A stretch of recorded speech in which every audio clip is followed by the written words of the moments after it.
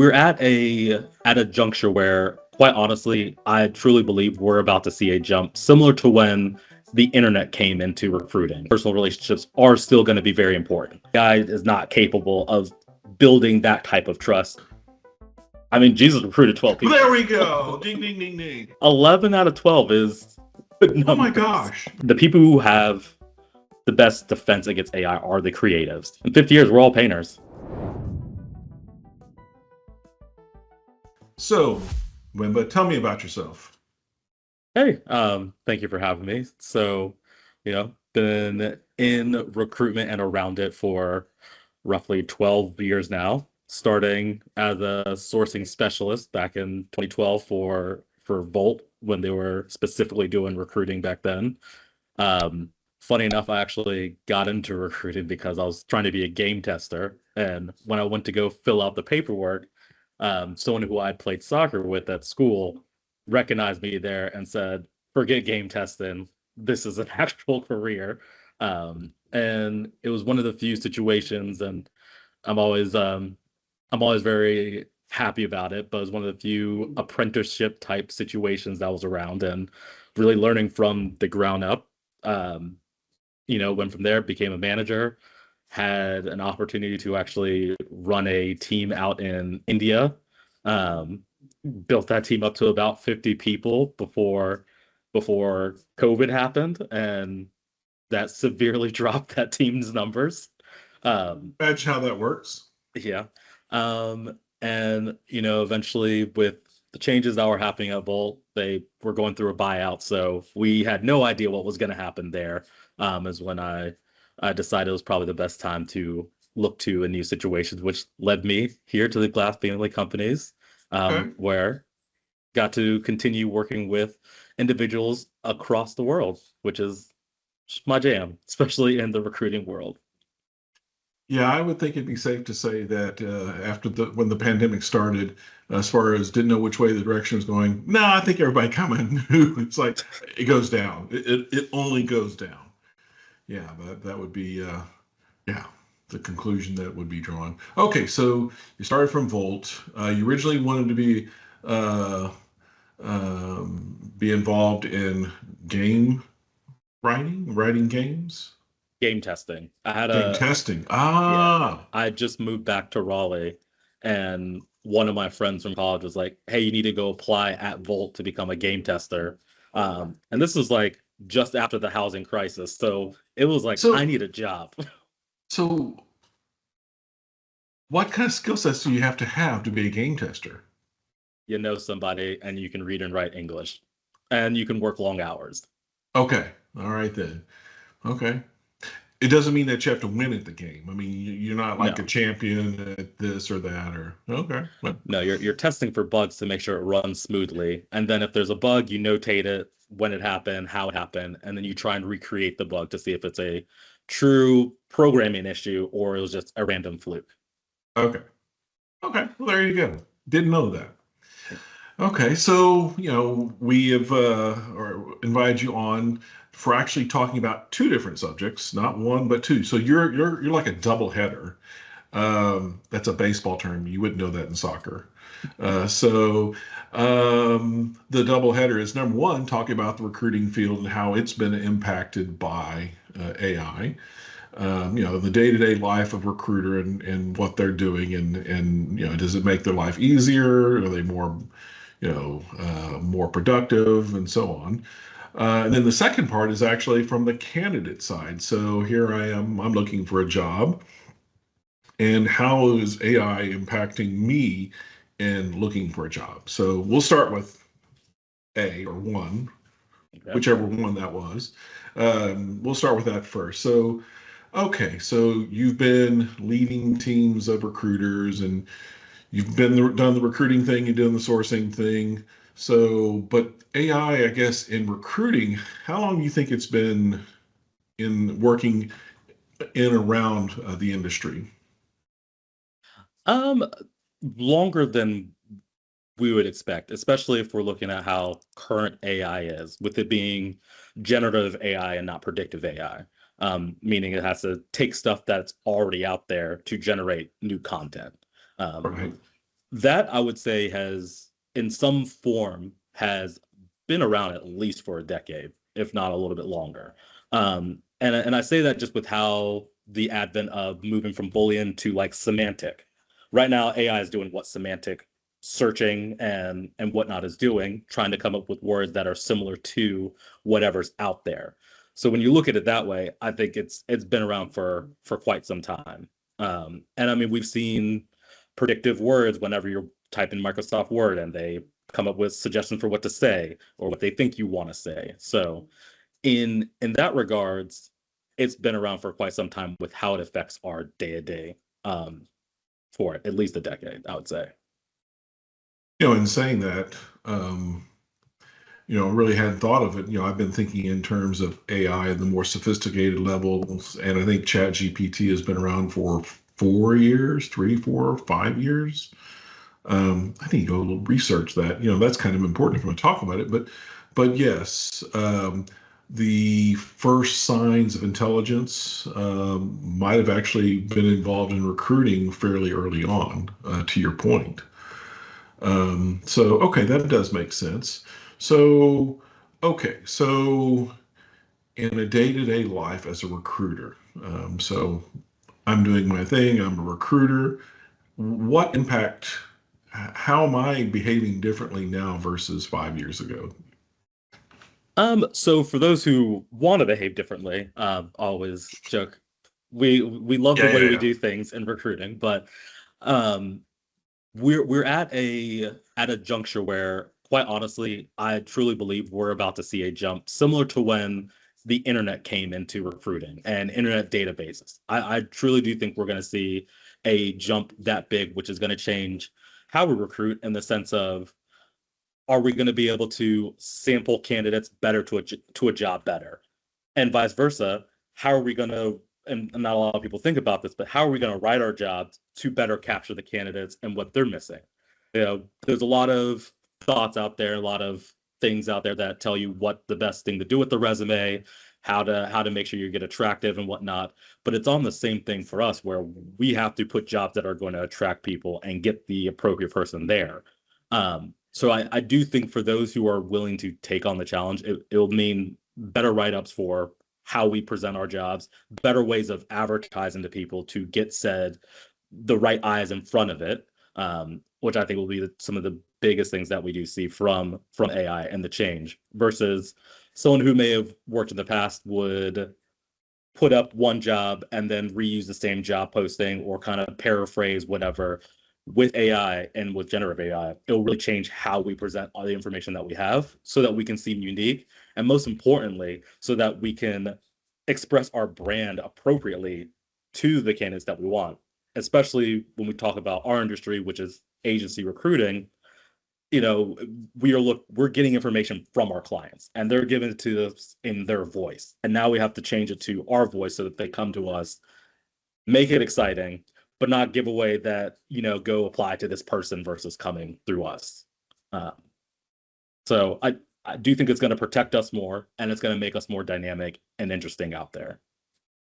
So I'm going to back up for just a second, and we'll get to all your various points. But something you said in the very beginning, where you talked about for those who are willing to utilize AI. I mean, I'm not phrasing it exactly right, but obviously you will have recruiters who will work in a more traditional manner. Would that be a fair statement? Yes. Yeah. Um, and so, in thinking about that, one of my big pitches on AI and how it's going to impact the workforce is one of the things I don't think it will impact, and that is on trying to build human relationships.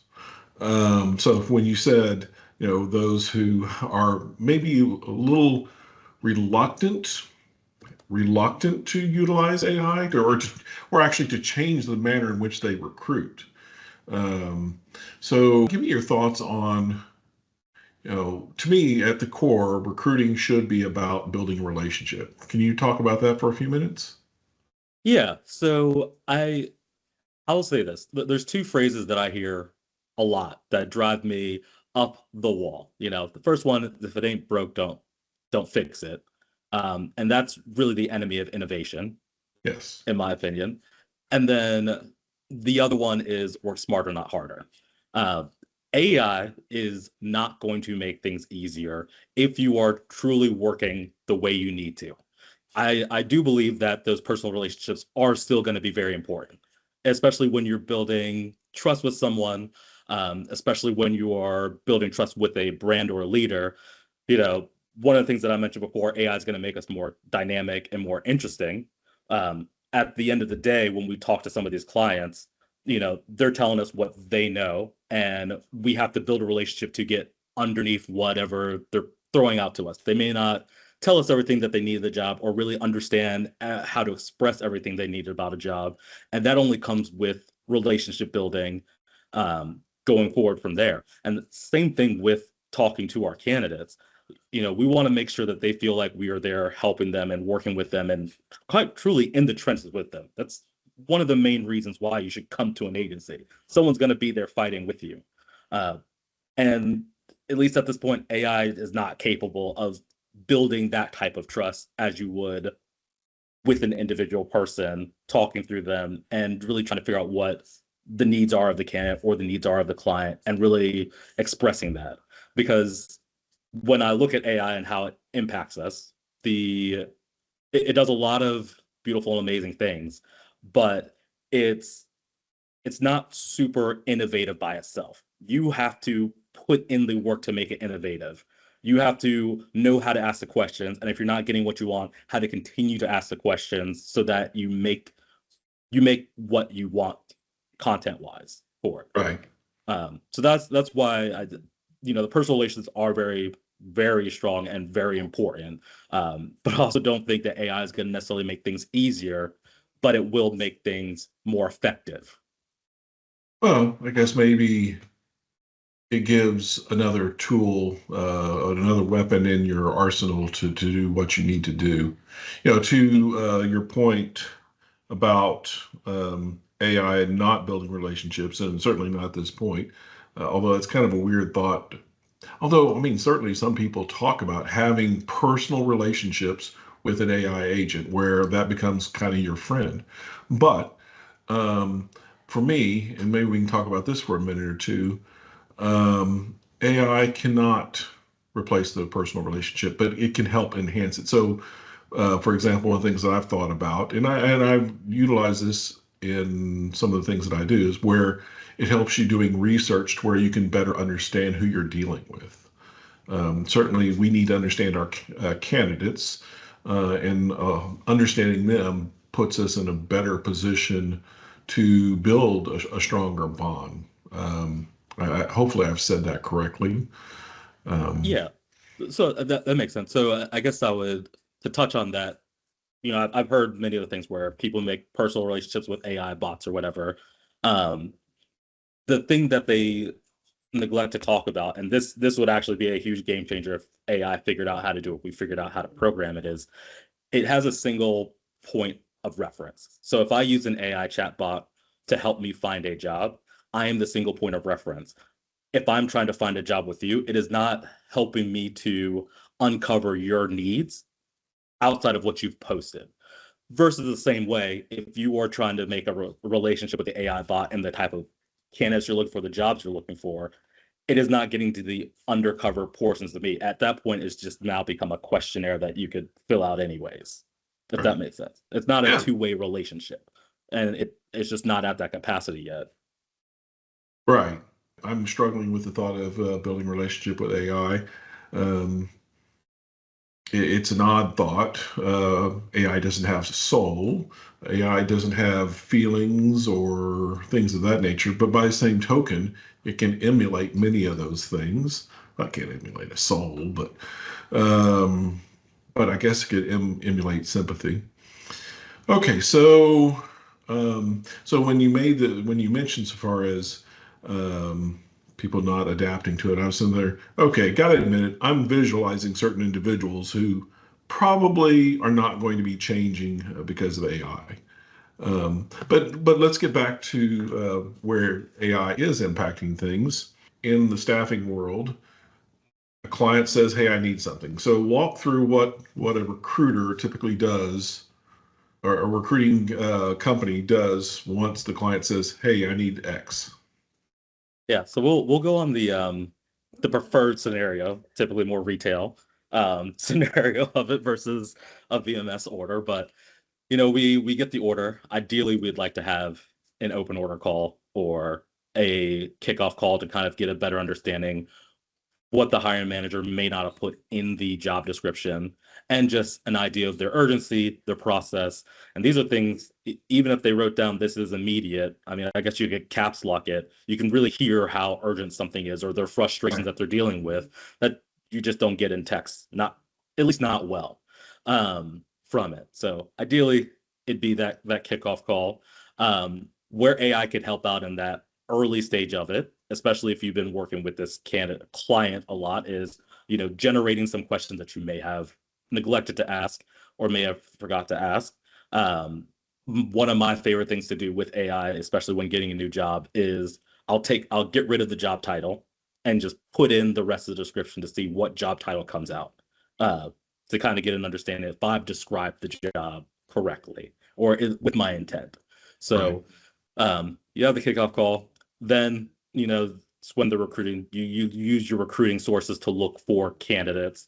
Um, AI, obviously, in the best of that, could help with search strings you have for it, building the job postings if you are going to post a job out to people, or do any kind of campaigns like that. But it's reaching out to those candidates, and then once you get the candidate on the phone, at least at this point, I don't see how AI would impact us until it comes to onboarding them. So it is our communicating with the candidate. And one thing, and we'll talk more about on the candidate side, is it is the job of the recruiter. One of the most important jobs is to put the candidate's best foot forward. The candidate's job is to get your attention by any means necessary. Laundry list, buzzwords, whatever.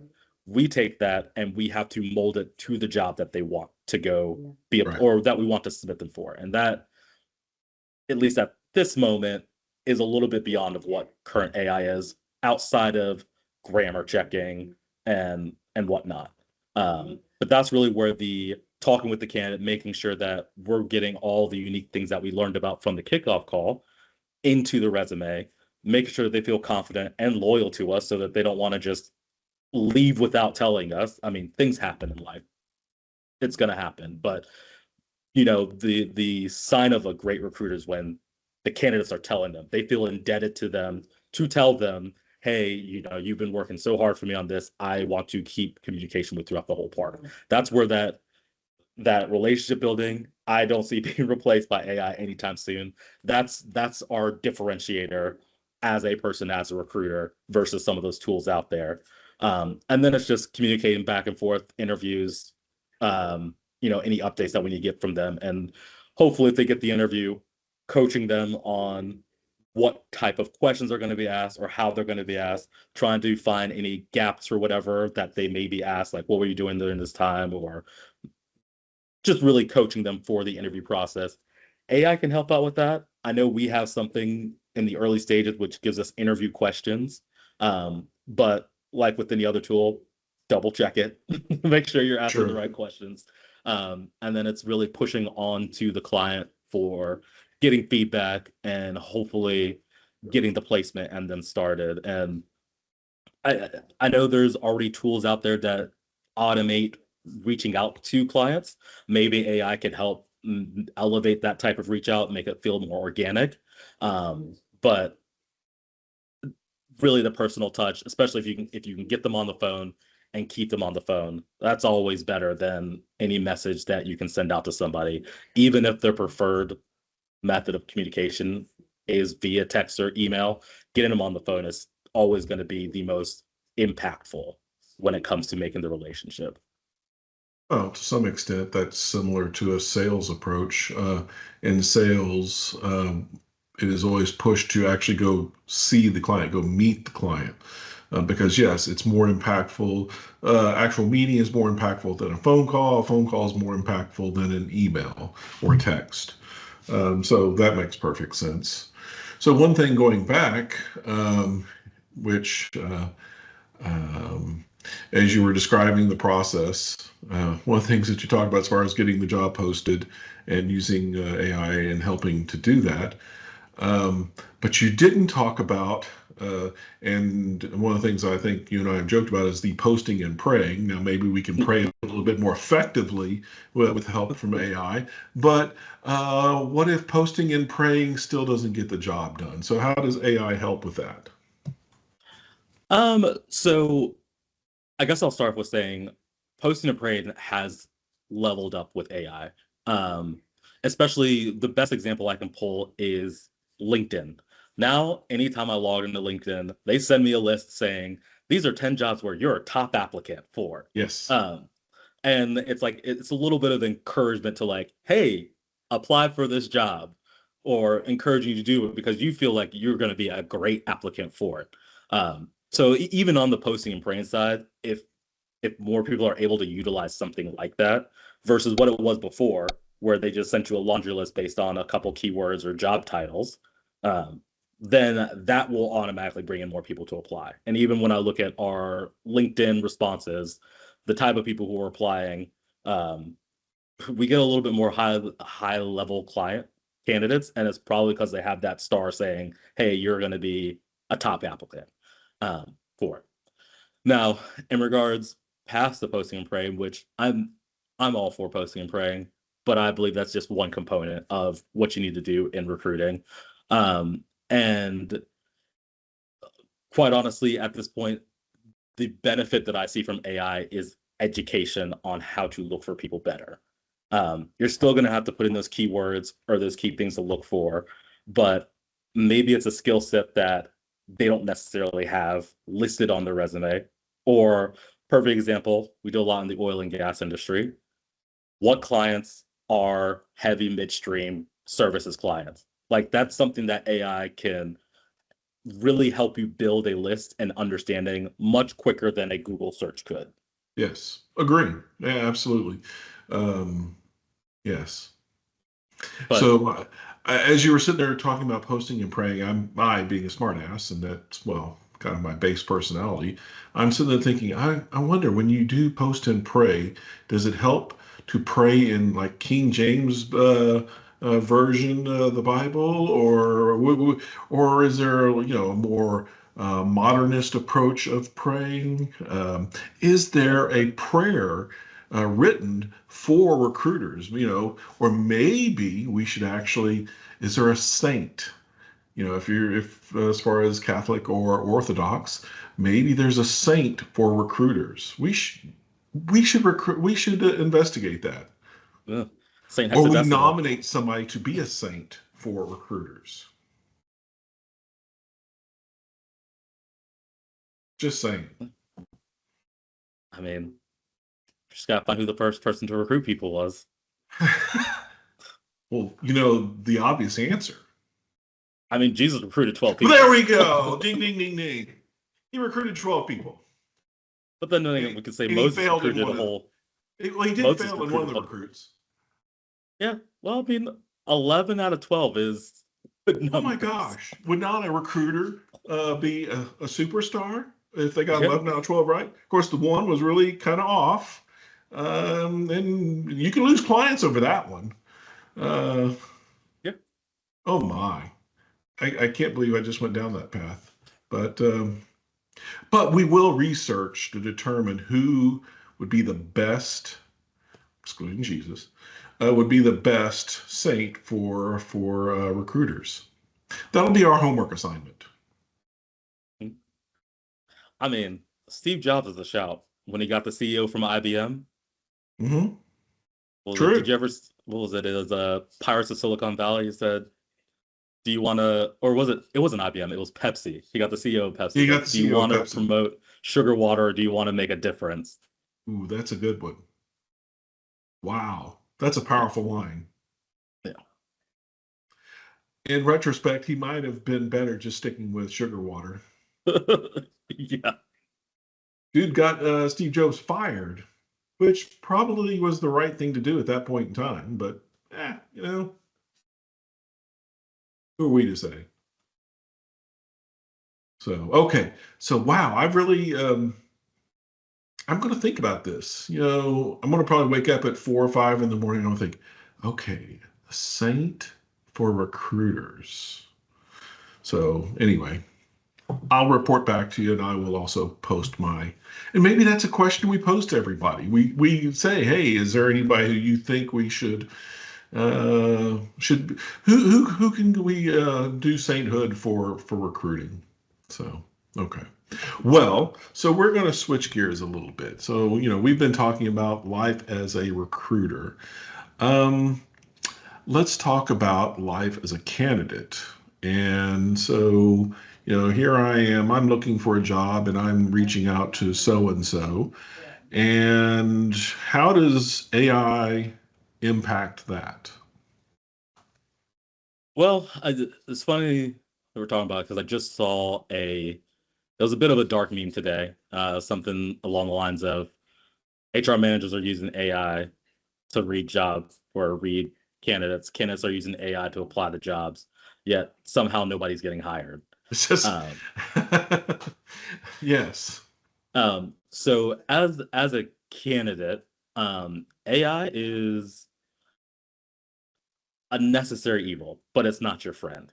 And I say this because what AI and what I'm already seeing happening, what AI with for candidate was going to end up happening is throwing your resume out. It's going to change your resume to something that you may not know what's in there, especially if you're doing one of the more automated tools.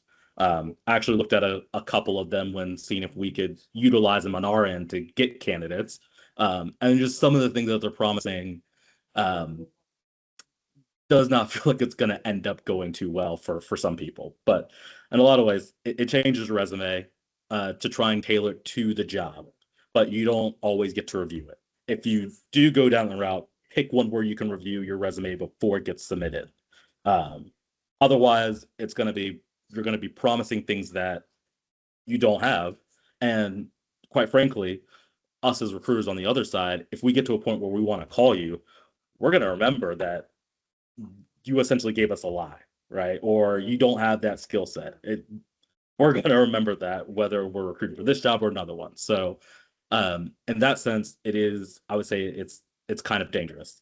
Now, something similar to that, I would say if you have like a ChatGPT or Gemini, by all means, do the match. Put your resume and the job title, see how much of a match it's going to be, what suggestions there are going to be for it. But it's still going to be important for you to put eyes on your resume before it gets submitted to the end person to make sure you're one telling truthful and it's how you want to be portrayed. Um, which or you can just call a recruiter and they can help you out with that anyways. Yeah, Um, yeah.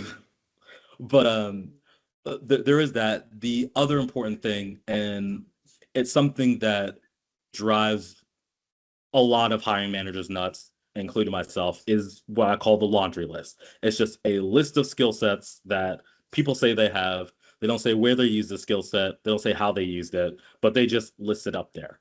It's really popular for the AI, or not AI, but IT industry, engineering industry, where they just have so many things that they do. And that's when I said earlier that it's the candidate's job to get noticed. So I'm not saying that they should stop doing the laundry list, but again, relying solely on AI to write that for you, time and time again, I can almost tell you if it's an AI written resume because they will throw in the laundry list of things based on the job description, which you should, but they don't really explain how somebody used it. They just say that they have it. Um, Well, to some extent, maybe that gets past the first wave. Okay, so if there's an AI tool used to screen the individuals, then maybe that gets you past the first gatekeeper, which would be AI. Um, so maybe with that approach, maybe it gets you in the door. It might, but the threat that you run against, and again, if you're doing it on an individual or kind of in the same group of jobs, it will be fine. But if you're just letting some AI tool just apply to 1,000 jobs for you, what you may run into is a hiring manager will it gets past the gatekeeper, but then the hiring manager is looking at the resume like this is garbage, and then they're going through a ton of garbage in order to find an actual person. So like I stress the point of you want to make sure that you're putting your best foot forward. And with AI, the problem with some of these tools is it makes, quite honestly, people lazy, or they feel like they have to shotgun approach it. It's a strategy that they want to use, but it will lead to a lot more frustration for the hiring manager because they won't see what they want. It's like a Right. pass their bot, but not them.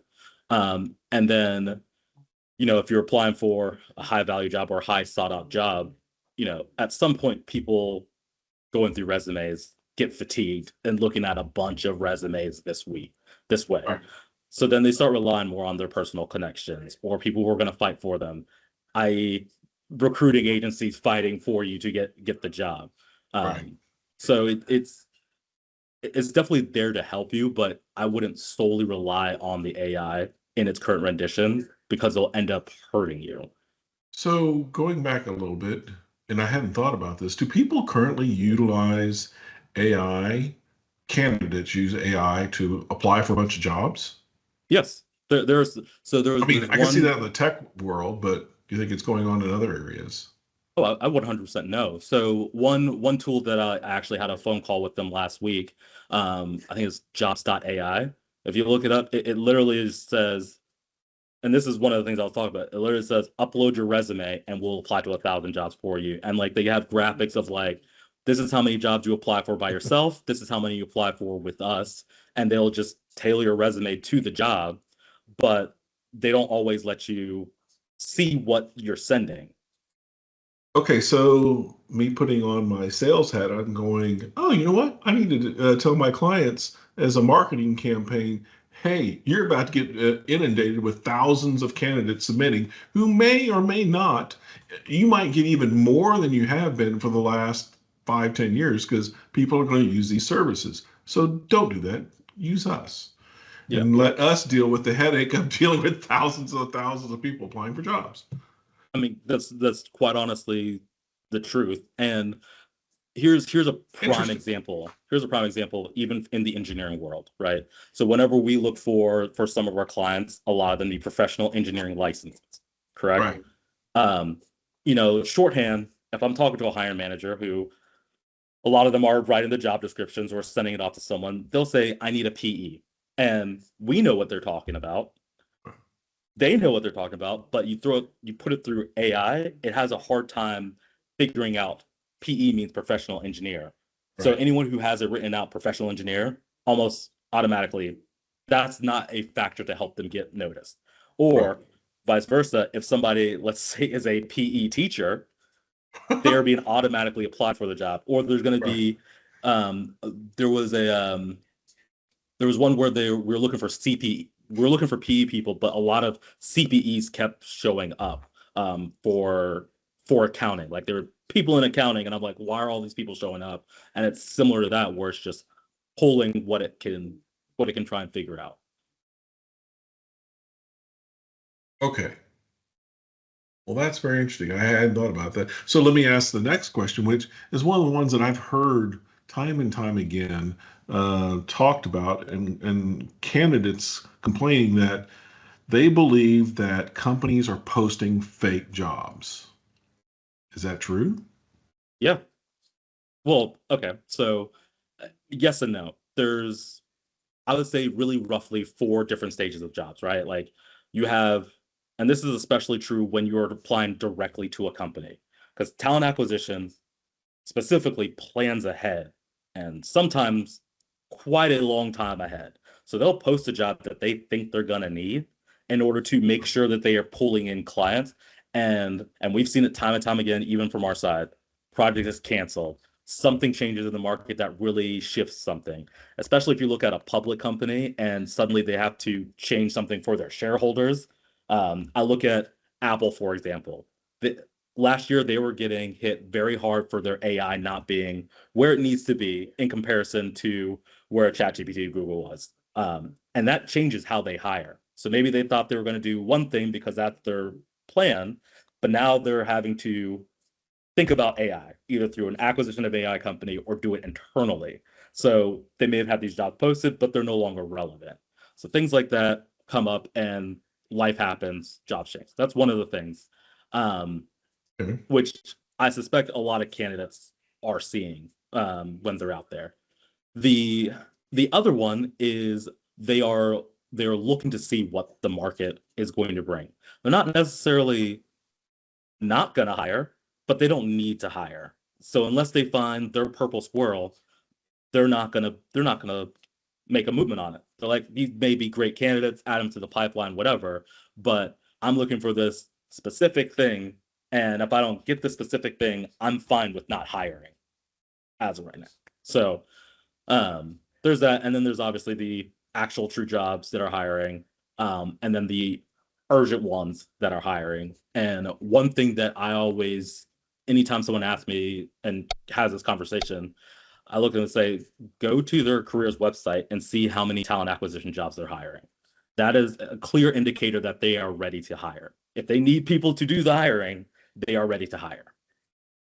Yeah, if it's a decent number of, okay, that makes sense. Okay, so companies may or may not be doing it many of them probably not doing it intentional. It's just that part of it is that they're doing things in advance, and so they think they might need this in the future. They just okay, yeah, that's logical. But what it means is that yes, poor people who are actually looking for a job, that's not something commonly done 10, 20 years ago. If you spent the money to post a position, you probably really had a need for that. Excluding the project stuff, like obviously we faced through the years. Hey, we need 10 people. Oh, we didn't win the It, job. it's really so another way to kind of get around it, and it's something that AI has helped out with. You see, I use LinkedIn as a prime example. From our side of things, we don't pay per job posting. We pay for this many slots. We either use it or we don't. We're still paying the same amount. Right. A lot of companies have the same situation with how they're enterprise. You use it or you don't, right? So it's like we're already paying for it. We might as well use it for strategy planning. So I get what you're saying, where you're not post stuff if you're not gonna, because you're already paying, or you're not gonna post something because you have to pay for it. But a lot of them are already paying for it, and they've signed So multi-year contracts. So think about this. So basically, what you're saying is that the job boards, the job posting companies, are actually creating the tool of their own demise because basically by encouraging people to post and use up all their postings, they're actually making their data worth much less because they're putting a risk factor, a much greater risk factor that okay, a lot of the data in their systems are BS. So if people feel like it's BS, which is apparently a decent number, I'd be curious what the statistics are. Maybe we can find that number. Um, but if people start believing it's all BS, then why are they going to go to these sites? So, and that's where AI has come in, and it actually has. If people are looking at it, will bring a level of confidence. So things that are very popular now on a lot of job boards is um, showing how quickly we as a company respond back to a client. Like if you go to our LinkedIn page, you will see we take an average time of X amount of time to respond back to you. And they'll say it on every single job we post. This is how long we average to reply back to you or give you a yes or no decision. So Right. that's a big one that helps out. And that is really, even though I think it could have been done before the modern AI, it's much easier with it. So that's a big one. Okay. Um, that's on the nicer side of things. On the more cynical side of things, the money grabbing things, um, a lot of these tools that when I speak with them and see if we're gonna use them or not, have um, highlight bonuses. So you can pay extra to highlight your job a little bit more versus other ones, or get more graphics, or make sure that your job is at the top of the queue longer. Sure. So in that scenario, that's a little closer to what it was when you mentioned old school. You pay for the advertisement. In those scenarios, you've already paid for the base, and now you want to really pump a job up and it has like a little lightning bolt or says urgently hire, whatever it may be for that tool, so that more people see it. And in those scenarios, I would I don't know why someone would pay extra if they weren't really hiring in those situations, looking at those jobs. Uh-huh. Yeah, so then if I'm the candidate, I only look for the ones that, well, there's no way of them knowing which ones are paid for, Oh other yeah, than the no, fact, they'll other than being at the they front. yeah, well they usually have like a little lightning bolt, or they have like they're like a star or something. There's an Okay. indicator that says it's So you being. can notate that, hey, I know the other ones are probably kind of crap, maybe not really true, but this one's really, really true. Yeah, you can see that on the candidate side. It just depends on whatever website how they use it. Okay. Yeah, Which then means that all the other stuff that you're now paying for is going to be viewed as crap, potentially. I potentially. didn't It, it I didn't it spend the depends on. extra money for posting that job, so it probably means that that job is crap. Yes and no. Again, a lot of them do also have a response time. So like Okay. if and that's Oh, why. that's right, because you're responding through the system itself because they're Yes, trying to be the intermediary. They're trying to not allow a conversation outside. correct. Because data is money. But yeah, so like it, but yeah, so like on our own LinkedIn account, the goal is to make sure that it says under a week. Like we'll respond to you under a week, Right. um, because we get a mark that says we are a responsive company, and that's not extra. Really? We just get that say we're a responsive company. Huh. Okay. So are there any tools out there that could bypass the job boards and the usual suspects of LinkedIn, Zip, and so on? Um, You mean from an agency standpoint, or if I'm a candidate trying to apply? well, gee, since you said it, both. So from an agency standpoint, um, it's gonna be your AI internet scrapers. The problem with those, and it's something that we see happen with a lot of candidate lists that we now purchase, um, is it pulls people's professional information, so their work email, their work phone number, or whatever. So when you're reaching out to them, you have to be very clear that you are the one proactively reaching out to them, because people will get real upset when you email them, "Hey, I got a job for you," and it comes to the work email, and it makes it seem like they're applying for jobs. So Right. if you do go down that road, I'm thinking like Zoom Info, I think was one of them. Um, we had another one, but those will data mine the internet for professional stuff, and put it on there for you to search. That is a way around it. It is still something that you have to pay for, but in its infancy right now, um, it is a much more cost effective way if you have somebody who's willing to put in the work to go around it, Sure. um, and deal with a lot of slam doors and innovative reaching out, which AI can help out with that. Um, from from a candidate side, I mean, most job boards are still free for candidates. It's Right. starting to change. There are some out there that charge, so like ladders, to be a part of ladders, you have to pay to join that job board.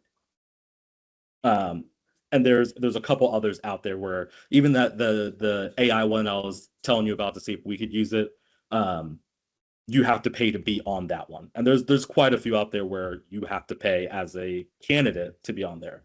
I always hesitate with those, especially if they're not offering you an extra service on top of it. But they those are starting to um, come about more, Right. for it. Okay. So, but other than that, it's really how aggressive you want to be, because you can apply to as many things as you want for free, especially if you have the time. Um, and that's really your only way around those. And then for those higher end jobs, the social media aspect of LinkedIn is still free. The For LinkedIn and other social medias, it's still free on that side, and it really just takes you building the network and making sure that you have the type of people in your network who you want to work with. Right. So do you think AI has impacted the number of recruiting jobs available? Not yet. It will, but not yet. Okay. Well, that's um, and so far in the previous conversations, that's been kind of the approach. Um, the conversation regarding developers in the tech world, it is having some impact, but where it's really having a bigger impact is not hiring. The conclusion from that conversation was the concern that many of the younger people who were coming out of school with CS degrees are going to find it a very difficult time to get their first job. If they have a decent level of skills, you're okay for a while. But if you're young and there's not a lot of opportunity to get that first job, that's tech world. So for recruiting, we're in a position now where it hasn't impacted the demand or the need for recruiters yet. Yet. What do you think what will be the one thing or two things that will happen where all of a sudden, if there are 100,000 recruiters in the United States, picking a number out of the air, now it goes down to 60,000? What can you think of one or two things that might cause that? Yes. The first one, and this one's actually makes me feel pretty confident that we'll be here for a while, but it is trust in AI. So when it comes to recruiter, oftentimes we are the ones going out to people to talk to them. We are making the community. Even if somebody applies to us, we are still the ones calling them to schedule a meeting with them. Right. Um, and then having the full call. Now, we have a couple clients who do AI interviews, and it goes horribly every time. Um, just because people are not trusting and comfortable of it, especially in our current state where scams are such a big thing and trust in that sense. And, unfortunately, when I look at some of our VMS clients and we have to get personal information from the candidate, I don't see that working well going through technology such as AI to get that information Right. without talking to a person. So trust and security is one of, I think, the bigger things that is out there that will protect. And if that shifts, um, then that's going to cause a big issue for it. Okay. And then the other thing is um, there's not going to be as many opportunities for like what I had when I started recruiting. I essentially worked at a call center, right? Like in sourcing and whatnot. AI is going to help recruiters a lot to this point where sources may become obsolete, at least in the current sense of things. Um, and a lot of those entry level things that people learn while going through the motions will be replaced by AI for it. So people are going to have to be able to either make a larger jump into recruiting from the beginning. So like maybe instead of a human resource degree, it's a human resource specialization in talent acquisition for recruiting so that they get their base from school and then go into the job. Whereas in today's world, I mean, we quite literally I could pull somebody from the street as long as you are gonna work hard, pay attention to what I say, and have a basic understanding of technology, we can build you to be a recruiter. Sure. Okay, so at present, the threat to the recruiting world is not particularly bad at this moment, where the real risk is the lack of demand for future people. And that might be where AI really starts filling in the blanks, which is kind of similar to what the other conversation was. Um, okay, so that's the big risk on that one. The only thing I would add is because a lot of the communication is through email and not through phone call, that a lot of the initial work could be done by AI, such Yeah. that the recruiters are just kind of closing deals, not doing the initial investigation. To me, I could see how that would impact the needs for a number of people in terms of, but I mean, you kind of answered it by the same token, saying that are people willing to trust it because of the potential for scams? So, okay. Now, let me a little bit along that corollary, because obviously there are a number of companies who utilize non-US based recruiters. You mentioned that in your past, and obviously in certain things within our organization for skill sets that we don't always get a lot of requests for, we will utilize people. So in the tech world, again, one of my questions was, do you see the use of Indian, Filipino, other nationalities in development decreasing? Um, so, do you think it'll impact the Indian recruiting firms that, or the other various nationalities? I say Indian, and maybe that's 50% of the market, but yes, we'll say non-U.S. based recruiting. Will it be impacted? Yes, but so on the positive side, it will help their initial reach out, especially as you mentioned before, a lot of it goes through email or whatnot. AI has done wonders in making people sound like they want to sound like. So if they want to sound American, AI will help you do that True. for. So in that regards, initial conversations reaching out is going to increase from BPO companies. Um, from the threat for BPO company, though, is as especially as we utilize AI more, and if globalization starts to go on a decline, is um, is really just going back into the trust factor of it, dealing with somebody else who you're not familiar with, especially if they write a certain way and then you talk to them and whatnot. That I think may be a little bit under threat for them. The other thing, and this will be determined by how companies start using BPO companies, because there's a lot of research out there where it says using a BPO, you should treat them like your employees. The problem with going through a BPO company is it's very volatile. I mean, when I first started dealing with BPO companies, the running joke was, be nice to the employee because they'll literally walk across the hallway, get paid 30% more somewhere else across the hall. Right. So it's a very volatile market, which, going back to the trust thing and the a relationship building, um, those BPO companies are going to have to find a way to hold on to their employees longer, because even ones that I've used, I make a relationship with this recruiter, they leave, go somewhere else, and now I'm having to restart relationship, restart training them on all my intricacies, which, if it happens too often, starts to degrade the relationship. So Well, that I see a shift happening, and it's going to have to continue to happen, which often means the newer companies who start up are going to have a harder time finding people. right.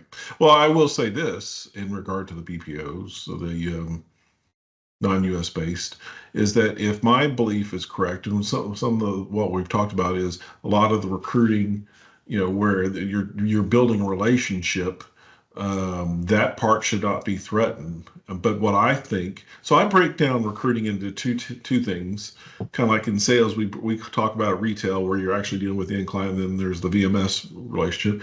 For me, recruiting is broken down into two different ways. One is the transactional. I got an order. There's a guy.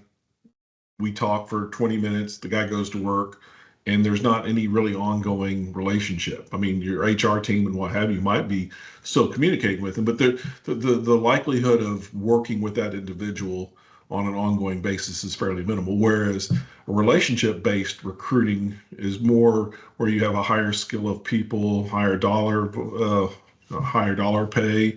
Um, Such that you actually get to know that individual and you actually build a relationship. That the BPO, the non-US, kind of plays there, but not really. They play in the transactional. I think that's a safe statement. And that's because of how we use them. Correct. So for me, I actually think this is a real threat to them. Yeah. There we go. We just summarized that. And to summarize, in terms of recruiting, uh, for those focused on relationship building, it probably is not going to have material impact, certainly in the not right now or in the near term, but very well could. We don't know what things will be like in 3 to 5 years. Um, But I, I mean, I think for those who are able to and willing to make that personal relationship, that is, it's gonna feel a lot more special, because one of the things even before AI. I mean, every time you go to a website, it asks you, do you want a survey? Survey this, survey that. The automation of questions to people desensitizes people, and it starts to have you stand out more when you make that personal connection. And it's Correct. only going to get more unique, special, I guess I'd Yes. say, as we automate even more stuff. Right. Almost like again in sales, if you handwrite a note versus just sending an email for as a thank you, it actually carries more weight, supposedly, for those who appreciate such things. Of course, that would imply that you actually received the letter and it's not just being sent to a location which never gets sent to you. But anyway, okay, so uh, and to the candidate side, kind of as a conclusion, the same question is. Um, well, I mean, on the candidate side, it really just depends upon what they do, whether it's a threat or not, because AI is obviously going to impact certain skills and others not so much for the foreseeable future. You know, people talk about, okay, does an electrician have to worry about AI? 10 years, 15 years, you got robots walking around, maybe, but AI itself isn't going to be able to hardwire something. So it's the white collar jobs that are the real ones that have threat: accountants, lawyers, others, Yeah, but developers. yeah, but I think, and I'm glad you brought up the point of lawyers because that's one that always sticks out to me when we're talking about AI and whatnot. Um, I do think it is going to impact, like I said, a lot of the apprentice style entry level type walking into a role that would be in a white collar. I do think Yep. the barrier of entry is going to have you need more specialized skill set. And to be quite honest, I would not be shocked if in like the next 10, 15 years, in order to be an HR, you have to have a specialized license. I would not be shocked. Well, so okay, I have not mentioned my four predictions, which I think Oh, you and I have probably talked about some of them. One of my predictions, my number one prediction is that uh, the world is going to move to the generalist, not to the specialist, and that you will be a conductor, not a flautist, not somebody who plays violin. Um, I mean, there'll still be a need for experts, but AI will fill a lot of the expertise. What will be lacking is the ability to manage all these different AI agents and all this stuff that's coming in. So to me, the conductor, the person who's a generalist, can understand the big picture, will actually have greater value. Not sure it happens or matters for recruiting. Actually, I don't see how it works for recruiting, but for HR, absolutely. A HR person in the future. I mean, now we have comp people. We have, oh God. I mean, heck, think of all the different job titles within AI. And of course, as I say this, I can't remember any of them. I can remember comp. There is, well, I guess onboarding. There's, I guess, HR generalists. Um, you're more than welcome to fill in a couple of names that I have missed I because, I mean recruiting oh benefits. yeah, that one. Yeah, yeah, yeah. Okay. Yeah, yeah. Okay, fine. Yeah, well, that would be HR in most places. So, yes, to me, the person who knows how to manage AI agents that does all those things, so they have to know comp, they have to know recruiting, they have to know this, they have to know that, but they don't have to be the expert. That to me is the future of HR and accounting and other skills.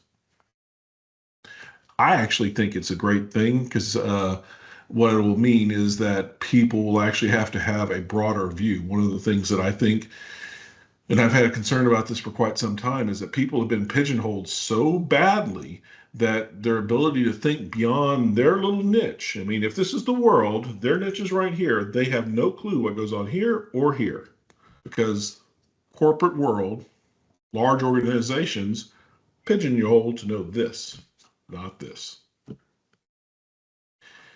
That's my opinion. We'll just say I'm right. Let's just go with that theory. Let's just say you're right. Yeah, well, Yeah. I mean, and part of the reason why I want it to be right is because um, it actually plays to my strengths. I know this on a lot of different things, but me to be an expert on anything, no, I'm not an expert on anything, but I know a lot of know a lot of stuff. So it makes me feel good that I'm actually more valued. Well, Yeah. fine, maybe not.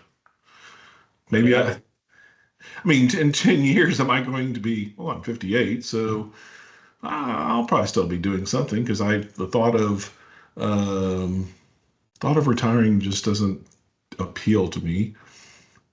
I like the thought of staying busy and being engaged in stuff. Maybe not the risk or the liability or the stress. If we get rid of those three things, I'm cool. I can work till I'm 100. So you like the idea of working with me when I'm 100 years old? Of course, that would make you in your 70s, but oh well. Any last thoughts or comments? no, I mean, I guess I say no and then I'm about to make a comment. Um, so I would say this. I'm a big like proponent of AI and where it's pushing us towards. I'll be interested to see how and I don't mean this as like derogatory, but I'll interested to see how the followers rise in the mark of AI because the the people who have the best defense against AI are the creatives. AI does, at least at this point, is not creative. It generates what's already out there. It takes everything that's out there to try and come up with something. Um, Yes. but the true creatives, the innovators, are going to super thrive in an AI world because what AI does is it helps deal with all the processing, mundane, the legwork to getting to your finished product. So I'll be interested to see how those who specialize in the mundane, the repetitive, the building of stuff fare in the AI world and how that changes just our general mindset. I mean, look, in 50 years, we're all painters. We're all painters. And no, in 50 years, I'll be fertilizer. Thank you very much. Unless, of course, there is singularity, or they've come out with new ways to make us live longer. I'm not sure that's a great thing, but it could happen in the next 10, 20, 30 years. So maybe I'm alive at 117. Wait, 118. No, 108. Oh my God, I'm making myself older than I am. In 50 years, I'd be 108. Well, that's realistic. My grandpa lived 102. He looked great.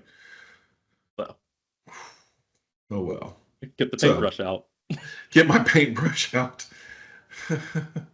As long as I get to have my naked room, I can paint. Sure, what the hell. Um, well, very good. Well, I think that's it for now. Thank you for your time. Hopefully, this was not painful. This was not like going to the dentist. If it was, well, yeah, I can't say if I'm a true dentist. I didn't enjoy the pain that much, so well, I'll try and enjoy it next time. But anyway, well, thank you very much and have a great day. Yeah, bye.